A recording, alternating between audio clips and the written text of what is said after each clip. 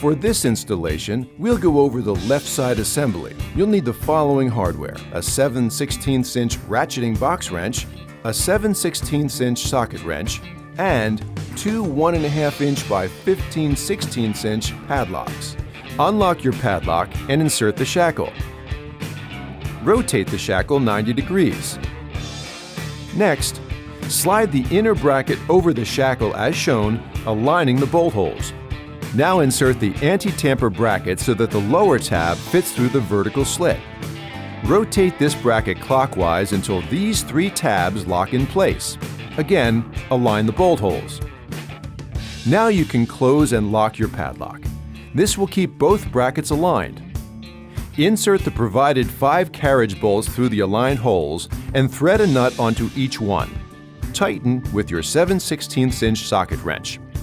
Finally, attach the lock cavity insert using a supplied rubber bumper. You made it! All done!